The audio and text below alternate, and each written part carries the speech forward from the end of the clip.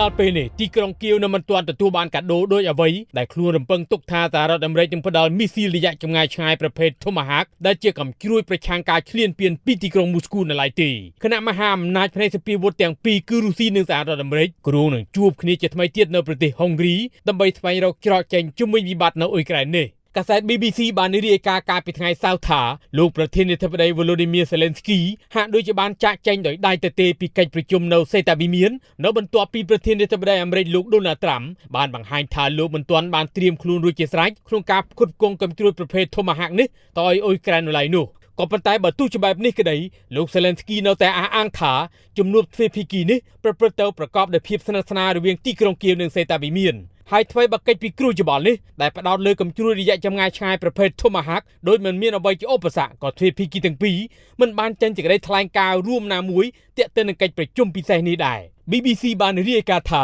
ជំនួបរវាងលោកត្រាំនិងលោក Zelensky បានកើតឡើងមួយថ្ងៃបន្ទាប់ពីប្រធានាធិបតីសហរដ្ឋអាមេរិករូបនេះបាននិយាយតាមទូរស័ព្ទជាមួយប្រធានាធិបតីរុស្ស៊ីលោក Vladimir Putin ហើយភាគីទាំងពីរបានយល់ព្រមជួបគ្នានៅប្រទេសហុងគ្រីក្នុងពេលឆាប់ៗនេះទោះយ៉ាងណាកាលពីថ្ងៃសុក្រលោកត្រាំត្រូវបានកាសែតស្រង់សម្ដីមកចុះផ្សាយថាលោកមិនរារែកក្នុងការផ្ដល់មីស៊ីលប្រភេទ Tomahawk នេះទៅឲ្យអ៊ុយក្រែននោះទេឆ្លើយនឹងសំណួរនៃរាយការណ៍របស់កាសែត BBC ថាតើពុបហេតុនៃជំនួបជាមួយមេដឹកនាំក្រុងមូស្គូព្រោះតែការគាំទ្ររបស់សេតាវិមានចំពោះទីក្រុងគៀវដោយកំជ្រួយប្រភេទ Tomahawk នេះឬយ៉ាងណាលោក Donald Trump បានឆ្លើយតបយ៉ាងហោមថាការគម្រាមកំហែងនៃកំជ្រួយទាំងនោះគឺល្អក្នុងន័យនេះមានន័យថាទំនងដោយសារអធិបុលនៃមីស៊ីលប្រភេទរយៈចម្ងាយឆ្ងាយនេះហើយដែលនាំឲ្យលោក Putin ស្រវេស្រវាបង្កើតឲ្យមានជំនួបនេះឡើងជាមួយនឹងសេតាវិមាននោះក្រៅពីនេះលោកត្រាំមិនបង្អង់យូរលោកងក់ក្បាលភ្លាមជាសញ្ញាតបនឹងសំណើរបស់លោក Zelensky ក្នុងជំនួបទ្វេភាគីកាលពីថ្ងៃសៅរ៍ដែលក្រុងគៀវស្នើសុំយន្តហោះគ្មានមនុស្សបើកជំនួសជាបណ្ដោះអាសន្នសិនដោយមីស៊ីប្រភេទ Tomahawk នេះ